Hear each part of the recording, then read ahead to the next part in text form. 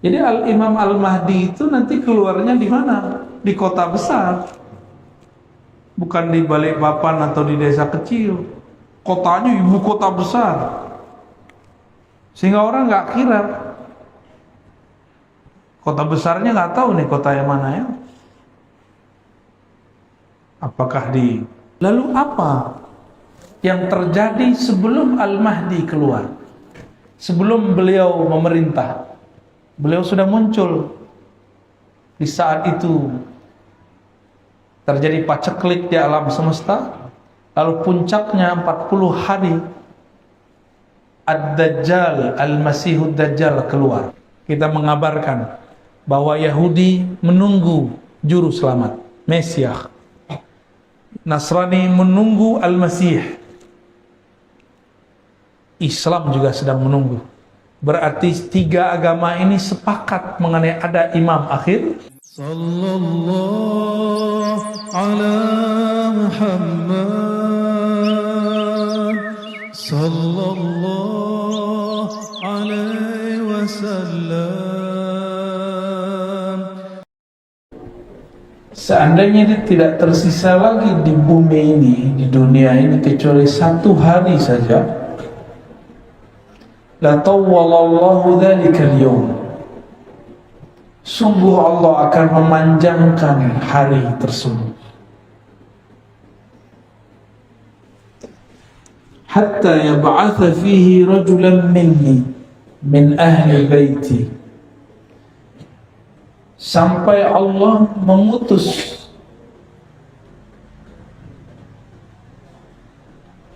pada hari tersebut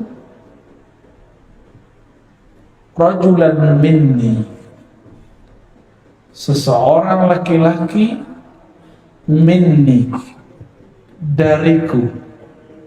Dalam riwayat ini ditambahkan min ahli baiti, dari ahlu baitku. Apa arti ahlu bait? Keluarga Rasulullah sallallahu alaihi wasallam. Ahlu bait itu yang inti. Jadi ada ahlu bait secara umum, istri-istri Nabi, begitu juga Bani Hashim. Tapi ada ahlu bait yang khas, anak-anak Rasulullah, mantu-mantunya, dan cucu-cucunya. Maka dalam hal ini yang termasuk di dalamnya adalah Utsman, Ali. Terkhusus untuk Sayyidina Ali, karena dari beliaulah bersambung nanti zuriat Rasulullah SAW dari jalur Fatimah. Ya, ini kekhususan bahwa Nabi tidak punya anak laki-laki, maka anaknya dari jalur perempuan. Sayyidina Ali punya anak Hasan Hussein, dan Nabi SAW sangat mencintai mereka. Jadi Ahlul Bait yang khas disebut Nabi siapa? Khadijah, Fatimah, Hasan Hussein, dan Ali. Ini yang disebut Ahlul Bait. Zuriat Sayyidina Hasan dan Hussein, mereka lah yang disebut dengan zuriyah, keturunan Ahlul Bait. Ini secara harfiah. Oleh karena itu, di akhir zaman yang tidak percaya dengan zuriat Nabi, bahwa masih ada zuriat Rasulullah SAW, dipastikan mereka adalah musuh-musuh daripada Al-Imam Al-Mahdi. Berarti mereka masuk kelompok yang disebut Khawarij. Kelompok apa namanya? Khawarij. Lalu disebutkan di sini ciri-cirinya. Yuwatismu ismi, Yuwati bahasa Arabnya muwata'ah. Muwata'ah berarti muwafaqah, munasabah.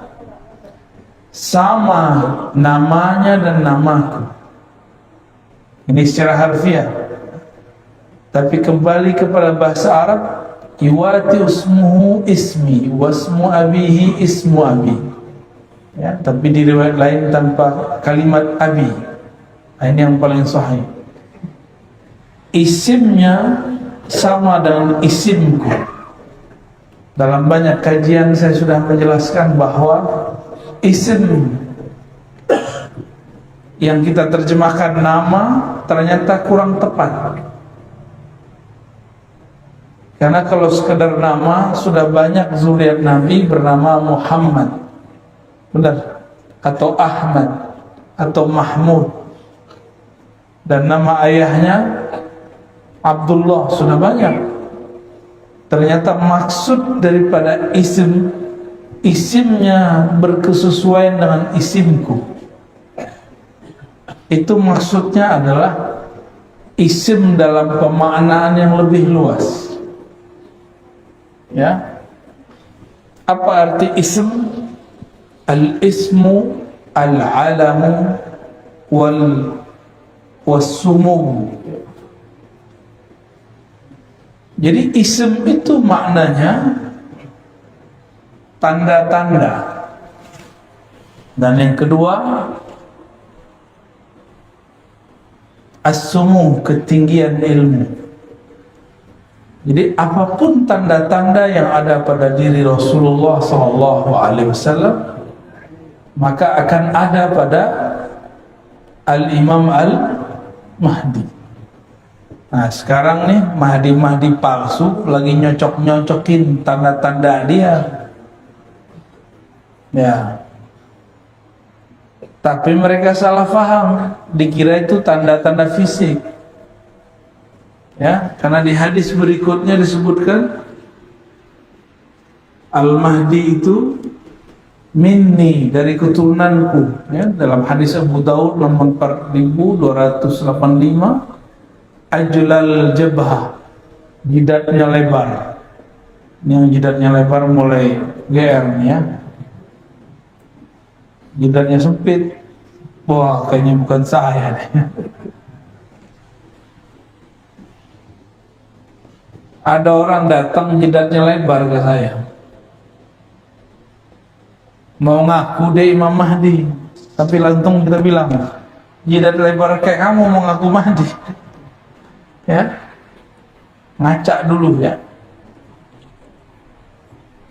Jidat lebar itu bukan berarti semua orang yang punya jidat lebar berarti ada bakat jadi Imam Mahdi. Ya, itu orang stres mungkin ya.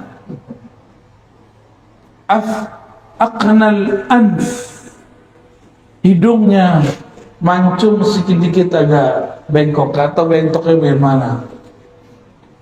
Tapi ini juga salah satu makna. Tapi ingat, ini itu setelah Imam Mahdi diislah, ada namanya islah. Jadi Imam Mahdi itu dalam hadis yuslihuhullahu fi lailah, akan Allah islah dia, perbaiki dia dalam satu malam. Berarti kalau sekarang Imam Mahdi ada, itu masih Allah tutup. Kalau dia diislah, islah itu diperbaiki, dicocokkan, berarti sekarang belum terlihat cocok. Berarti sekarang belum matching lahir batinnya, sehingga orang bingung, ini masa ini Imam Mahdi. Tapi karena kajian-kajian akhir zaman ini berdasarkan cocoklogi yang parah, banyaklah orang-orang yang jidatnya lebar, hidungnya agak mancung dikit, terus GR. Sepertinya saya lah Al-Mahdi. Ditambah pandemi datang, tambah stres. Ya. Dan tidak satu dua yang ngaku kepada saya bahwa dirinya Al-Mahdi. Al-Mahdi itu bukan pencirian fisik. Maka kembali kepada hadis yang tadi,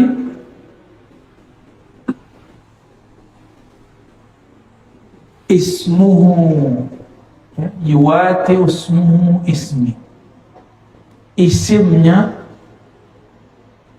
tanda-tanda hakikat dirinya, bukan tanda fisik, bukan tanda fisik. Kalau tanda fisik banyak zuriat Rasulullah mirip Rasulullah Sallallahu Alaihi Wasallam. Ya.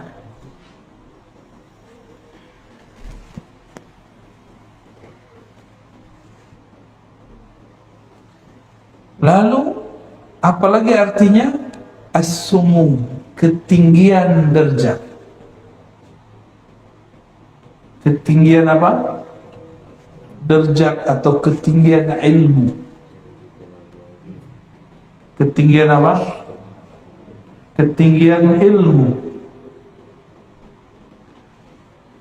Ilmunya Al-Mahdi tingginya bukan berarti karena hafalannya banyak, karena sekolahnya tinggi. Enggak. Nabi itu ummi, maka Al-Mahdi itu mirip-mirip ummi, tapi bukan berarti ummi dalam pengertian ahli sejarah. Ummi itu ada makna lainnya, induk, ibu, keibuan. Induk berarti sumber, itu disebut ummi. Coba Nabi Muhammad lahirnya di tengah kota atau di pedesaan?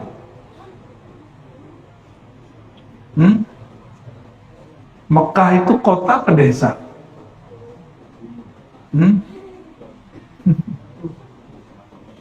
Desa atau kota tuh Mekah itu?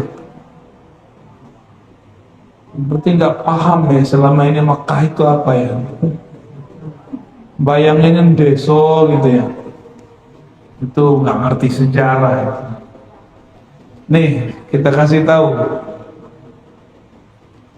di tanah padang pasir yang dibutuhkan apa? Air. Maka di mana ada air itu menjadi pusat peradaban, jadi kota besar. Di padang pasir di Hijaz, di mana pusat air? Di Mekah. Berkah kaki Sayyidina Ismail, maka keluarlah air. Ada orang safar, mereka minta air. Ada yang tidak pindah-pindah, terjadilah perkawinan, terjadilah perdagangan, terjadilah turun-temurun terus, dan sampai pada masa Sayyidina Muhammad SAW lahir beliau, itu Mekah sudah jadi kota besar, bukan kampung ya, bukan kampung. Itu Ummul Qura, disebut apa? Induknya semua desa-desa, itulah yang disebut kota. Kota besar itu, di mana ada air. Nah, itu pertama. Yang kedua, di mana ada tempat suci. Di Jazirah Arab tempat sucinya di mana? Ya di Mekah itu. Maka berkumpullah di situ dua hal yang hebat. Pertama air Zam-Zam, yang kedua itu tempat suci. Jadi itu kota besar Pak, jangan dibayangin kota kecil. Karena ini kota besar, maka sulit untuk mengetahui siapakah sosok Nabi akhir zaman. Disitulah Allah keluarkan Nabi Muhammad SAW. Jadi Imam Al-Mahdi itu nanti keluarnya di mana? Di kota besar, bukan di Balikpapan atau di desa kecil. Kotanya ibu kota besar, sehingga orang nggak kira Kota besarnya nggak tahu nih kota yang mana ya. Apakah di negeri kita atau negeri yang lain? Kan banyak kota besar, benar nggak? Banyak kota besar. Nah, kita tidak punya kewajiban mengetahui kota yang mana. Tapi kewajiban kita mengetahui ciri-ciri rohaninya. Adapun ciri fisiknya setelah Allah islah dirinya baru terlihat. Hidungnya mancung, ya, jidatnya lebar. Nah, itu nanti Pak ya, dioperasi dulu ya.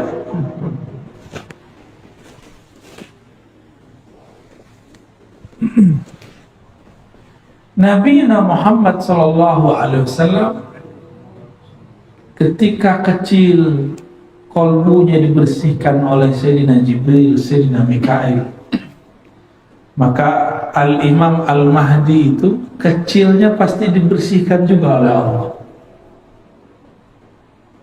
Bukan mimpi, keadaan jaga. Karena Nabi Muhammad SAW mengatakan, waktu aku kecil, tiba-tiba ada dua makhluk putih bersayap turun dari langit, mengeluarkan isi jantungku, lalu membersihkan dua noda hitam di dalamnya. Itu pernah kejadian. Nah, Imam Mahdi pasti di waktu kecilnya mengalami hal yang sama. Bukan mimpi. Kalau mimpi nggak masuk, mungkin dia cuma seorang wali, bisa jadi wali Allah, bisa jadi wali setan. Apalagi Nabi Muhammad SAW ketika beliau jalan di pohon ngucapin salam. Ini jidatnya lebar nih. Itu pohon ngucapin salam nggak?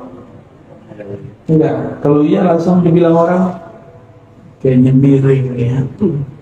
Masa pohon ngucapin salam? Nabi Muhammad SAW melewati pepohonan, bebatuan, itu batu mengucapkan salam. Terbayang nggak? Lagi jalan tenang-tenang, tiba-tiba dengar suara batu. Gimana? Batu ngomong, kabur atau tetap situ? Mana? Kabur ya? Saya yakin yang sudah umur 50-60 nya penakut ya.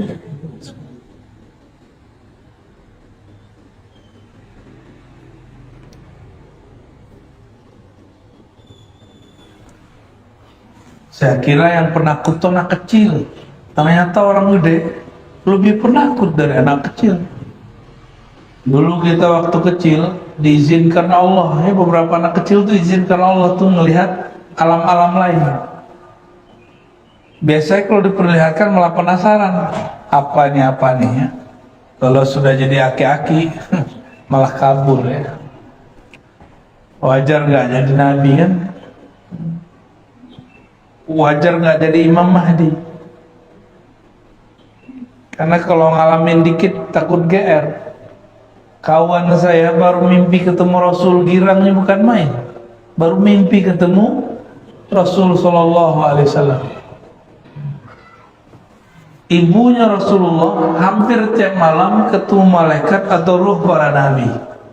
Hampir tiap malam.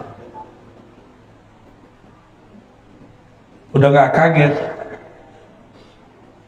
udah gak norak, kira-kira begitu. Tapi kawan kita baru sekali mimpi Rasul, cerita kemana-mana ya, girang. Itu baru dikasih satu mimpi. Mimpi itu adalah wahyu-wahyu yang tersisa. Mimpi yang saleh, mimpi yang bagus, ar-ru'ya as-salihah, itu adalah busyra, kabar gembira yang masih tersisa di akhir zaman, bentuk lain daripada wahyu-wahyu yang tersisa. Disebut ilham atau mimpi yang baik. Maka Al-Mahdi itu tidurnya adalah perjalanan rohani. Bisa jadi dia diperjalankan ke masa lalu, bisa jadi dia diperjalankan ke masa depan. Ya.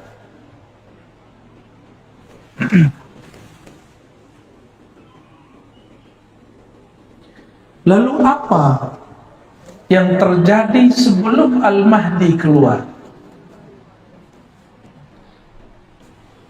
Hatta yab'atha fihi rajulan minni min ahli baiti wa ismuhu ismi wa ismu abi ismu abi yamla'u al-arda qistan wa 'adla kama muli'at zulman wa jawra. Al-Mahdi itu tugasnya memenuhi bumi dengan keadilan, sebagaimana bumi sudah dipenuhi dengan kezaliman. Berarti ciri-ciri turunnya Al-Mahdi, bukan turunnya, khuruj, munculnya Al-Mahdi nanti, imam akhir zaman itu, kalau bumi sudah dipenuhi oleh ketidakadilan. Ini bukan tidak adil versi ahli politik ya. Tidak adil secara umum global. Karena lafaznya bukan Indonesia, bukan Saudi, bukan Malaysia, bukan Singapura. Lafaznya al-ardu, bumi. Sebagaimana bumi dipenuhi dengan kezaliman, maka dia akan datang membawa keadilan.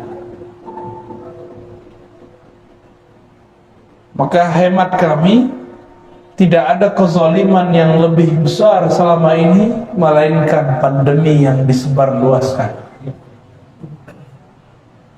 Ada nggak negara yang nggak kena pandemi? Lubang semut aja kena, Pak.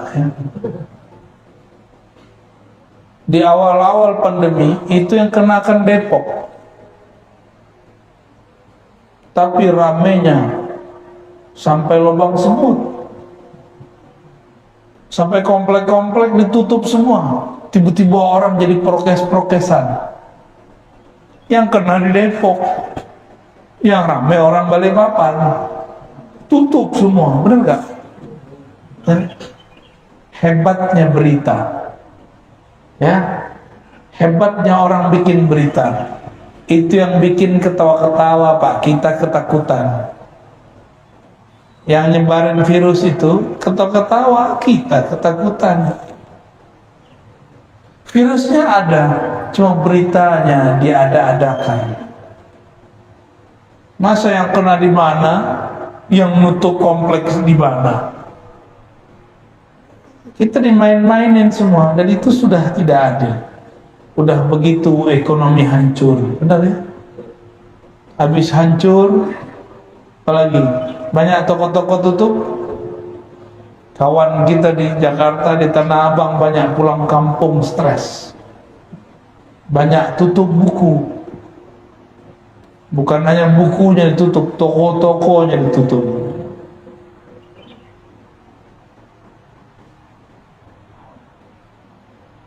Ternyata Nabi sudah pernah mengabarkan dulu di akhir zaman pasar-pasar di mana-mana tapi sepi. Maka sekarang depan komplek sudah ada toko-toko, udah kayak pasar, tapi sepi. Maksudnya apa? Orang nggak belanja lewat pasar. Nabi kan nggak mungkin bilang nanti di akhir zaman ada Tokopedia, ada Lazada, ada Shopee.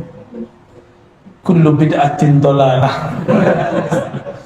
Gak mungkin Nabi bicara dengan lafaz-lafaz begitu.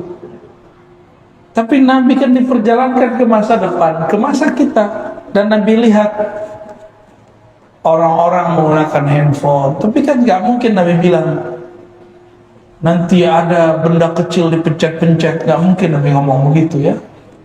Nabi ngomong dengan bahasa para sahabat. Ini handphone canggih ya. Mau berangkat ke Jakarta tinggal pencet-pencet kan? Zaman kita dulu masih kecil, waduh, masya Allah. Apa namanya dulu? Warung telkom apa? Wartel, bukan warteg ya. Wartel, ribet. Nelfon 5 menit, kenanya 50.000. Sekarang Bapak bisa telepon sepanjang-panjangnya, secapek-capeknya, sampai doer di bilnya boleh, sampai habis tuh baterainya boleh, tapi nggak nyampe 50.000. Jadi ke depan fasilitas hidup tambah mudah, tapi karena manusia dimanjakan, maka perasaan dia susah sedikit terasa susah sekali. Kita ini terlalu manja, Pak. Dulu kita biasa kemana-mana jalan kaki, benar. Sekarang cuma 100 meter pakai mobil. Gaya benar ya. Cuma ke depan 500 meter udah pakai motor. Wajar kalau sudah banyak penyakit hari ini. Masih muda, penyakitnya sudah banyak. Ya. Ini juga zolim kepada badan. Itu bagian dari kezaliman. Ya, salah satu ciri Al-Mahdi nanti banyak anak-anak muda sudah sakit-sakit badannya, udah nggak sehat karena pemalas, disebut kaum rebahan. Baru dengar ya? Udah muncul Pak istilah itu, kaum rebahan ya. Maka kita yang ngaji begini, jangan rebahan lah, ya sandaran boleh, rebahan jangan ya. Nggak sopan ngaji kok rebahan, tapi di rumah boleh ya. Ya di rumah kan aneh nggak lihat untuk mengaji kayak gimana. Maka disebutkan seandainya hanya sisa 1 hari kiamat, maka di hari itu Allah panjangkan rasanya ribuan tahun. Ya ba'asu, Allah kirimlah. Nah ini bahasanya ya ba'asullah rajulan, Allah utus. Berarti Al-Mahdi ini utusan juga, cuma bukan sebagai Rasul, bukan sebagai Nabi, sebagai wali. Oh berarti wali diutus? Oh iya, wali itu ada tugasnya, maka disebut wali. Wali kota aja ada tugasnya, masa waliullah gak ada tugasnya? Waliullah itu kerjanya bukan megang tasbih doang ya. Kalau megang tasbih doang mah ahli zikir biasa itu. Wali Allah itu orang yang ditugaskan oleh Allah untuk menjaga alam semesta. Maka ada wali Allah di gunung, ada wali Allah di sungai, ada wali Allah di laut, ada wali Allah di kutub utara, di kutub selatan, ada wali Allah jagain awan, ada wali Allah jagain batu bara tuh biar gak kebakar terus. Makanya aneh, musimnya selalu ada hujannya, benar? Kalau enggak kebakar terus itu kalau nggak ada wali Allah nggak jadi. Kekasih Allah, kekasih Allah ini doa-doa mereka menyejukkan alam semesta, zikir-zikir mereka menenangkan alam semesta, langsung tenang itu alam. Allah itu memandang ke dalam kolbunya alam adalah wali Allah. Kolbunya alam adalah, jadi kalau sudah tidak ada wali-wali Allah itu kiamat bumi.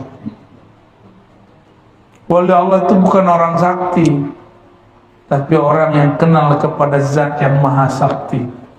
Itulah puncaknya nanti pada Al-Imam Al-Mahdi. Di dalam hadis Imam Ahmad dikatakan, seperti yang pernah saya sebutkan dalam banyak tempat, itu imam akhir zaman, khilafahnya ala minhajin nubuwah. pemerintahannya bukan lagi monarki demokrasi. Jadi kita nggak nyalahin demokrasi, nggak nyalahin monarki. Emang itu udah sunnatullah. Nanti beliau pemerintahannya, minhajnya, sistemnya, sistem nubuwah. Nubuwah itu beda dengan risalah. Nubuwah itu beda dengan ilmu fikih.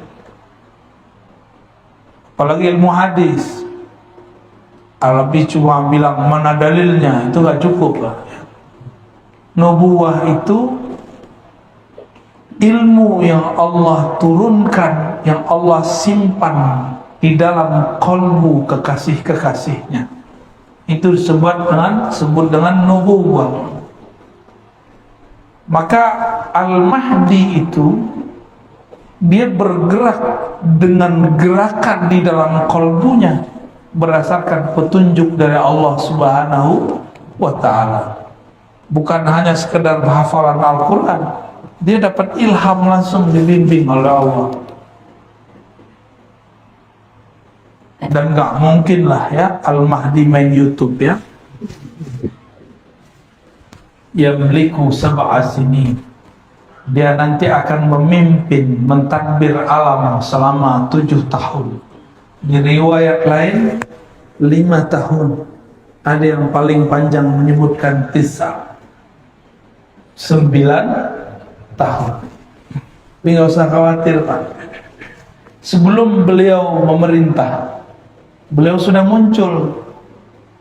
Di saat itu terjadi paceklik di alam semesta. Lalu puncaknya 40 hari Ad-Dajjal, Al-Masihud Dajjal keluar. Tapi 40 hari sama seperti 40 tahun. Lama rasanya. Kok bisa kita ini hidup terasa cepat? Karena Bapak Ibu sibuk. Nggak ngapa-ngapain, sibuk. Main handphone, ya, nonton.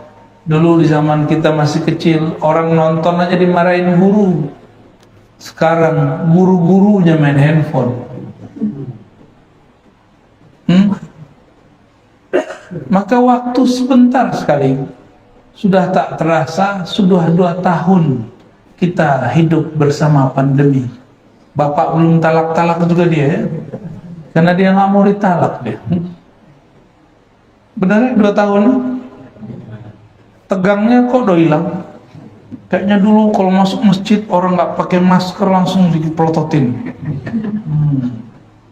Padahal yang kena orang Depok. Tutup musola nggak dulu? Dilarang tuh.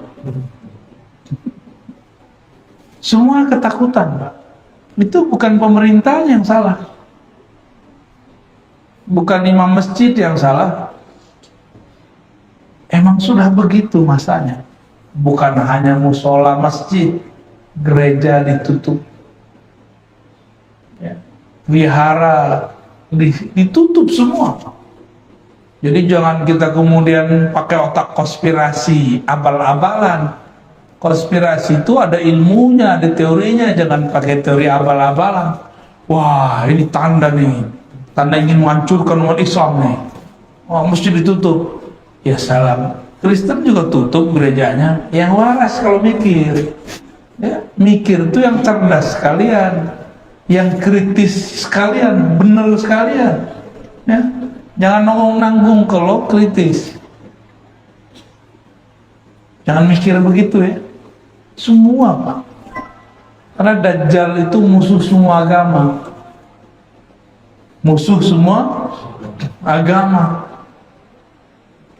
Nanti ada masa handphone tidak bekerja.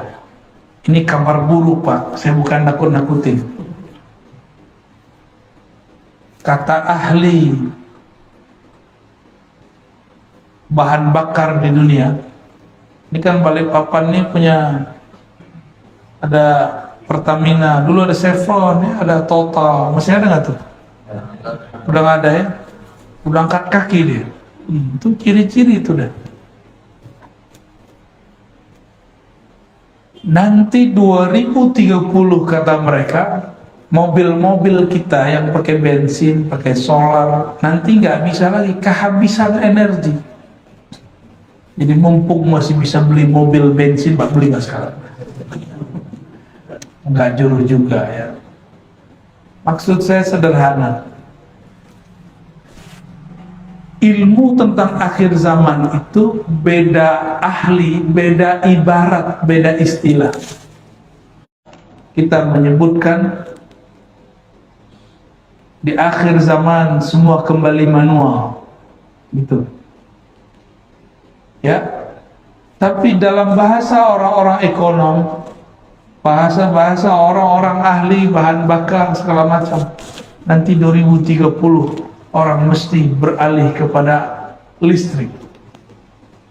Saya nggak yakin juga. Kita tunggu Pak 2030, ya. Bapak mau nunggu nggak? Ya, mobil-mobil katanya yang bensin apa nggak ada lagi. Ini sudah kabar, berarti ada kesepakatan antara ahli agama dan orang-orang yang di luar ahli agama, cuma beda istilah. Kita nyebutnya apa tadi? Nanti serba manual.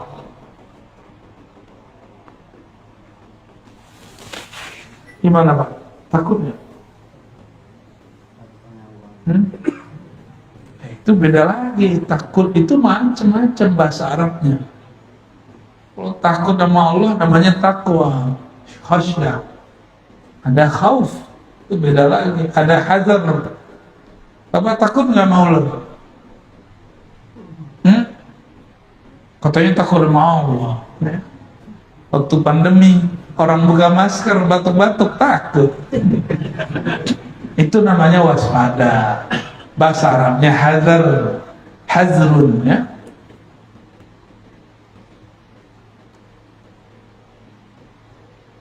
Yang jomblo segera nikah lah. Yang amin dia mau kawin lagi Pak ya.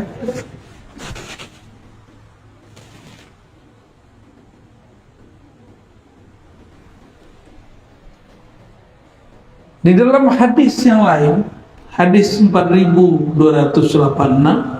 riwayat Imam Abu Daud, Ummu Salamah mengatakan yakunu ikhtilafu inda mauti khalifah fa yakhruju rajulun min ahli Madinah hariban ila Makkah fayatihi nasun min ahli Makkah fayukhrijunahu wa huwa karihun fayubayi'unahu bin ar-rukni wal maqam wa yub'atsu ilaihi ba'sun min ahli Syam. Nah, ini potongan aja saya baca. Tapi ini hadis tidak sampai derajat sahih ya. Paling tinggi hasan. Nanti akan terjadi ikhtilaf ketika mati seorang pemimpin. Ini diperdebatkan, ini pemimpinnya di mana nih? Di Indonesia, di tanah Arab, atau di mana? Nah, ketika terjadi kematian seorang pemimpin, ikhtilaflah itu negara. Maka muncullah seseorang dari Madinah pergi ke Mekah, dipaksa oleh orang untuk memimpin umat. Bukan berarti dia orang Madinah, ya, tapi dia sedang berada di Madinah. Maka kawan saya dulu cocok-cocok logi. Kata dia, saya ketemu ada orang di Madinah lewat WA. Itu orang sepertinya sifat Rasulullah ada pada dirinya. Sepertinya dialah calon Imam Mahdi. Imam Mahdi kok pakai sepertinya? Ya, Imam Mahdi nggak boleh cocok logi. Ya. Ternyata di sini kita cek hadisnya dhaif.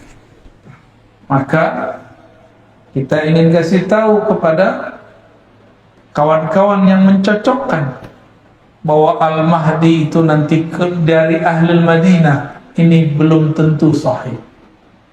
Karena hadis ini disebut hadisun dhaif. Ya. bisa jadi bukan dari Madinah. Yang pasti yang sahih adalah dari keturunan Rasulullah Sallallahu Alaihi Wasallam. Oleh karena itu, ini hadisnya masih banyak Pak, tapi sudah syuruk ya. Tugas kita sebagai umat yang berakidah Ahlus Sunnah wal Jamaah apa? Menghormati zuriat Rasulullah Sallallahu Alaihi Wasallam. Karena Nabi mengatakan, Al-Mahdi pasti keturunanku, pasti keturunan aku. Maka saya berulang-ulang mengatakan, siapapun tidak hormat kepada zuriat Rasulullah, pasti itu musuhnya Al-Mahdi. Ya. Sekarang udah ada belum kelompok begitu? Ustadz lagi, udah ada belum? Gak percaya dia ada Habib, gak ngerti, bilang aja gak ngerti, tapi kok malah menolak yang dia tidak mengerti. Kita juga gak mengkultuskan Habib kok. Habib juga nggak senang dikultuskan kok. Coba tanya semua Habib yang benar ya, nggak senang dikultuskan.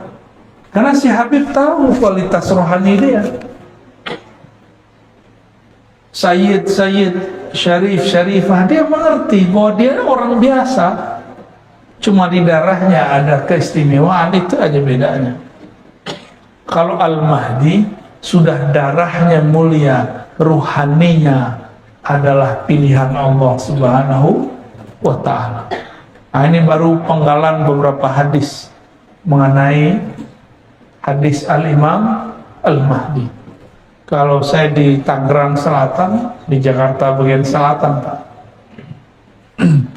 kita buat berjilid-jilid sampai 7 jilid itu tentang kajian hadis Imam Mahdi ya. Silakan diikutin. Di sana ada lebih seru lagi pembahasannya. Ini cuma beberapa aja. Kita mengabarkan bahwa Yahudi menunggu juru selamat, Mesias. Nasrani menunggu Al-Masih. Islam juga sedang menunggu. Berarti 3 agama ini sepakat mengenai ada imam akhir zaman. Saya tanya agama lain, ternyata mereka mengatakan kami juga, cuma dengan istilah yang berbeda. Kita tanya orang Jawa, di sini orang Jawa kan, tadi yang baca doa kayak Jawa tuh ya. Sahih ya? Orang Jawa nyebutnya Ratu Adi. Apalagi? Satrio baja hitam. Satrio biningit. Itu istilah-istilah aja yang menunjukkan jika ada kekacauan mesti ada penyelamat. Inilah kaidah heroik yang disebut Mesiah Al-Masihiyah. Teori-teori ini sudah ada dalam kajian agama-agama, kita tinggal menjalaninya ya. Barangkali itu yang bisa saya sampaikan. Mungkin 2 pertanyaan cukup ya. Tafadhal kalau ada yang mau ditanyakan.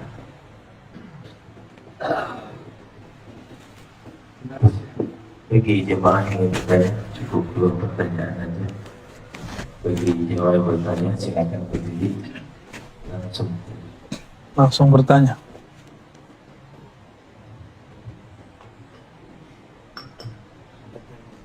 Ini aja air putih.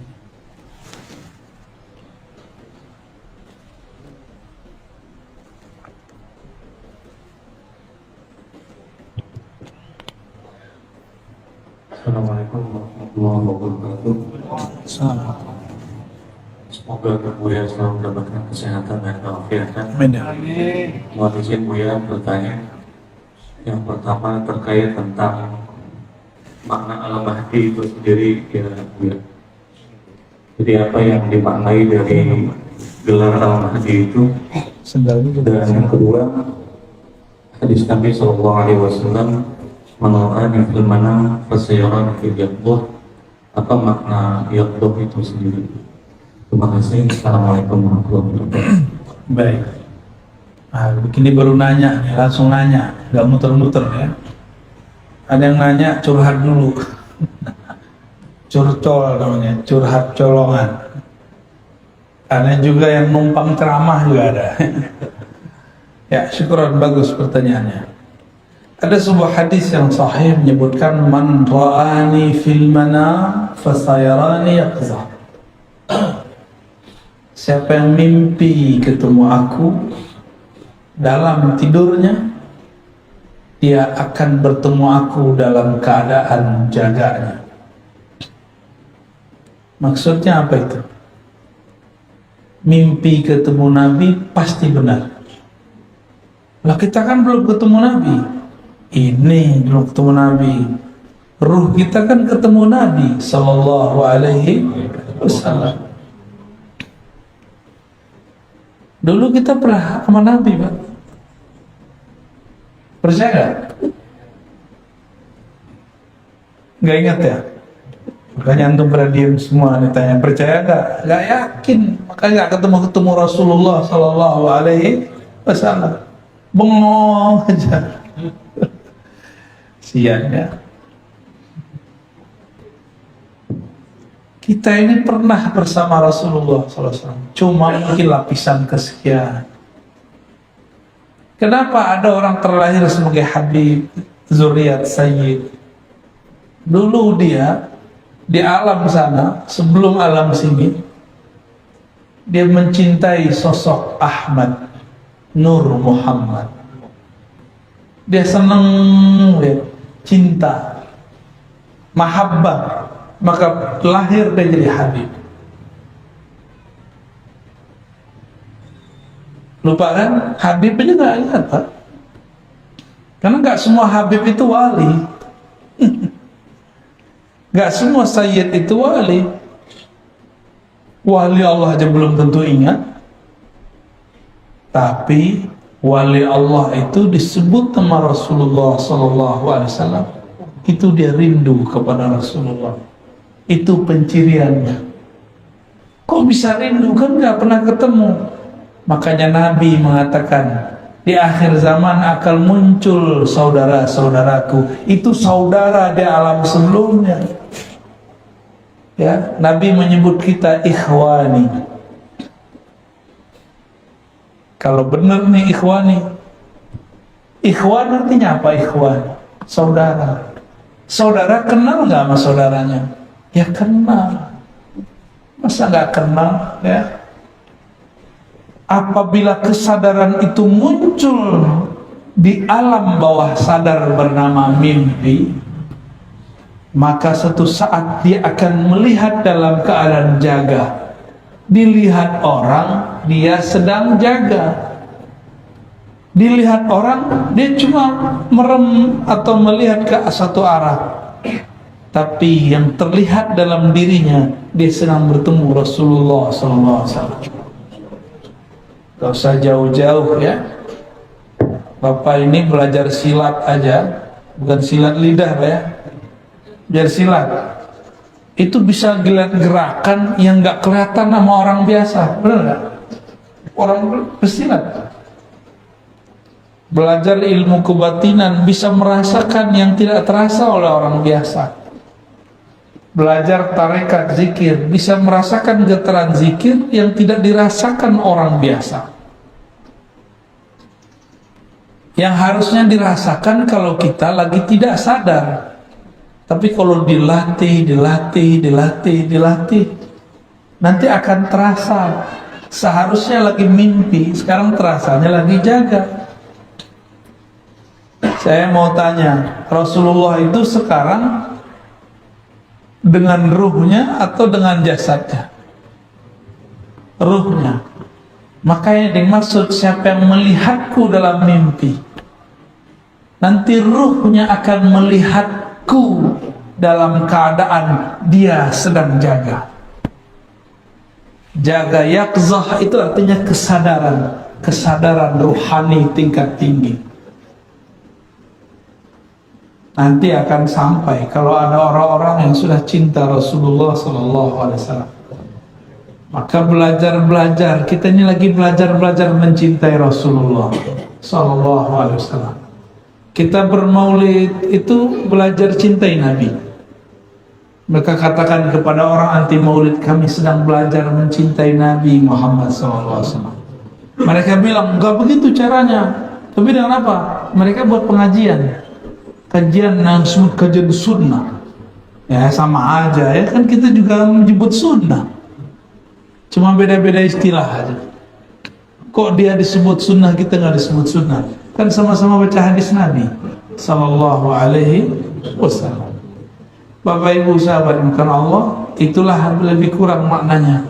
Siapa yang mimpi ketemu aku, melihat di alam bawah sadarnya, berarti dia akan melihat aku dalam keadaan sadar. Orang ahli psikologi paham, mimpi itu adalah memori terdalam. Berarti pemahamannya sudah masuk ke dalam alam bawah sadarnya. Bapak ini kan lagi sadar nih. Ini lagi sadar namanya. Sadar itu otaknya cuma 10%, Pak. Tapi alam bawah sadar 45 tambah 45 90 sama 100 sama 10. Berarti masih ada 90 lagi bagian otak kita yang bisa menyimpan memori tentang Rasulullah Sallallahu Alaihi Wasallam. Kalau sudah terbawa mimpi, nunggu ketemu jaga. Ya, saya jamin. Tapi harus berguru biar tidak halum, ya. Biar enggak ngayal-ngayal. Biar enggak ngaku-ngaku baru ketemu Nabi udah ngerasa Mahdi aja, udah ngerasa wali, belum tentu. Orang kafir mimpi ketemu Nabi bisa tambah kafir, bisa tambah kafir. Maka ketemu Rasulullah belum tentu tanda baik. Abu Lahab ketemu Nabi nggak? Bukan mimpi, jaga. Mukmin atau kafir? Kafir. Abu Jahal ketemu, mukmin atau kafir? Abdullah bin Ubay ketemu, munafik atau mukmin? Munafik. Jadi tidak semua orang semasa dengan zaman Rasul Sallallahu Alaihi Wasallam itu benar, ya. Maka nggak usah berkata ngomong gini, coba kalau saya hidup di zaman sahabat, coba kalau saya hidup di zaman Nabi, saya yakin Bapak Ibu stres, kan nggak bisa punya handphone, nggak bisa main Facebook, nggak bisa YouTuber, nggak bisa ngaji lagi rebahan, nggak bisa makan. Dulu susah Pak bener makan. Dulu bentar-bentar kawin, bentar-bentar perang. Ada orang mau menyentuh istrinya malam ini, nggak jadi. Tiba-tiba ada seruan perang, nggak jadi menyentuh istrinya. Ada yang sudah menyentuh istrinya belum sempat mandi, langsung ada pengumuman perang langsung. Sekarang cuma perang mulut doang sama bini ya. Perang mulut buat tetangga ya, salah. Kurang kerjaan ya. Terakhir, ada lagi pertanyaan? Cukup? Silakan dipilih tuh di belakang ada perempuan. Ya. Yang di belakang perempuan. Ya.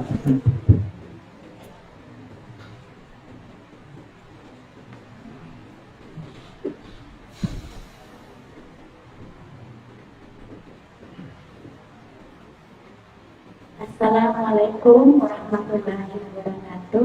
Waalaikumsalam. Tuhan Guru ya, semua kita dalam rahmat Allah Subhanahu wa Ta'ala. Amin.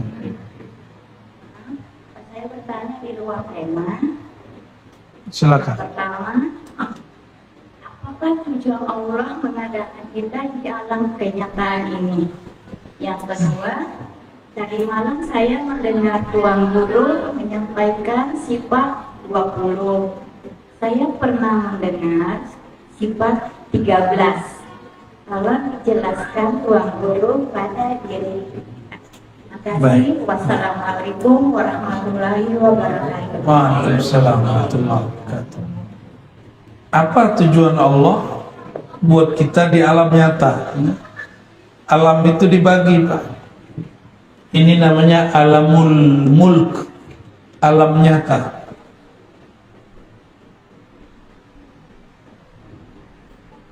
Di samping kita ada alam lain, namanya alam malakut, alam malaikat. Di atasnya lagi ada satu alam namanya Jabarut, alam kerajaan ma'rifat, para nabi, para wali. Jadi lebih tinggi nabi wali daripada malaikat secara alam.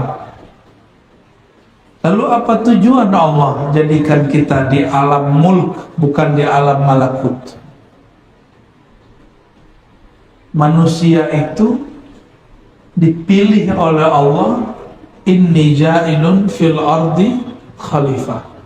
Allah bertujuan menjadikan kita sebagai pentadbir alam, yang mengurusi alam semesta, terutama bumi. Inni ja'ilun fil ardi khalifah. Ini kalimatnya dalam surah Al-Baqarah. Sungguh aku hendak menjadikan di muka bumi khalifah. Apa arti khalifah? Pengganti yang tadinya sudah ada mengurus bumi, sekarang digantikan oleh manusia. Berarti sebelum manusia sudah ada makhluk lain. Ternyata dulu jin disebut Banul Jan, keturunan Jan, itu sudah pernah mengurus bumi. Tapi dasar mereka tercipta dari api, kerjanya membakar orang mulu, tengkar mulu. Terjadilah perperangan di setiap tempat, bunuh-membunuh. Mereka dulu masih tubuh fisik. Ini kalau tidak ada Nabi Syith, kita sama jin bisa gambar-gambaran, Pak. Ini rumah gua, ini rumah lu, rumah aneh, rumah ente gitu. Ya, ada yang lihat ya? Enggak ya? Enggak lihat kan? Maka kalau ada sekarang orang bilang saya ngelihat jin, itu bohong. Yang dia lihat cuma energi-energi. Ya, energi kemudian dibayangkan pakai pikiran dia, muncullah sosok. Kenapa? Karena Nabi Syith dengan asma-asma, huruf-huruf rahasia dari Allah, dia mengunci alam semesta. Ya, Nabi Syith ini seorang nabi, keturunan Nabi Adam, lahir setelah Nabi Adam 400 tahun di muka bumi. 400 tahun baru lahir tuh anak namanya Nabi Syith. Ini ibu-ibu umurnya berapa? Ada yang 400 tahun? 400 tahun di bumi. Nabi Adam dan Sayyidatuna Hawa punya anak namanya Syith. Dia punya misi berputar di alam semesta untuk menutupi antara alam jasad manusia dengan alam jin. Kalau enggak, kita ini kaget-kaget. Ada yang ngeliat jin di genteng, ya kan? Lagi naik motor kayak mau ketabrak, minum-minum, aduh nggak enak banget. Nah, kita bersyukur kepada Allah, Allah tutup itu. Kalau Allah sudah tutup, jangan minta dibuka. Pembukaan mata batin, ya salah. Itu bukan mata batin, ya. Itu pembukaan alam yang merepotkan. Sempit kalau alam ini kalau kelihatan begitu. Bapak tahu nggak? Kalau di rumah kita, di rumah yang muslim, itu jin muslim itu ada di genteng-genteng itu, di atap-atap itu, di dapur-dapur deh tuh. Ya, kalau yang nggak jorok dikit di WC, coba tiap kali masuk WC ada dia, kan repot, Pak. Nggak jadi ya, malu kita kan, repot, benar-benar repot. Jadi tujuan Allah sebenarnya tidak perlu punya tujuan, tapi Allah bermaksud untuk mengajari kita.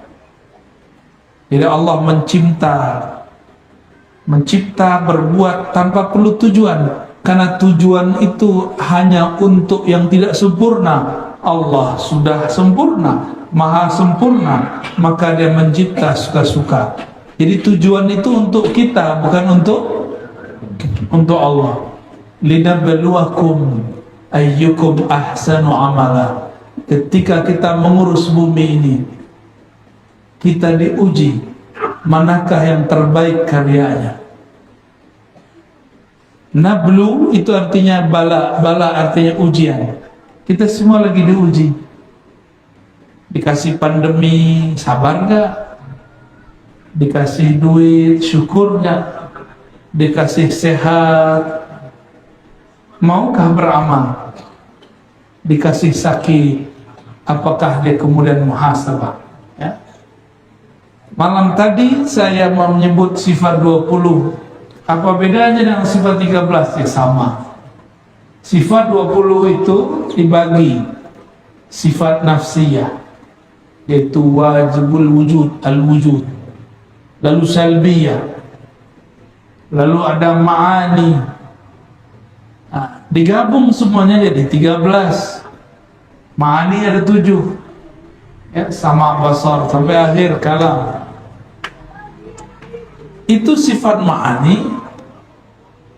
Jika Allah berkalam, maka sifatnya kalam, namanya mutakallim. Allah mendengar dengan samanya, dengan sifat samanya. Saat Allah mendengar, namanya sami'a, kaunuhu sami'an. Jadi itu cuma pelengkap penjelas daripada rukun sifat 13, ya. Itu sama, jadi tidak jauh berbeda. Dan uniknya, Imam Tahawi di Mesir, Imam Ash'ari di Baghdad, Imam Maturidi di Samarkand, ajaran mereka sama. Cuma waktu itu istilah 13-20 belum dipakai, tapi mereka sama-sama menyebutkan jumlah nama sifat yang sama. Ya, inilah kita beruntungnya jika kita berakidah dengan akidah ahlus sunnah. Begitu Bu ya, semoga bermanfaat. Setelah ini kami ada jalan lagi. Mohon izin, kita tidak usah salam-salaman seperti biasa. Saya mohon pamit. Assalamualaikum warahmatullahi wabarakatuh.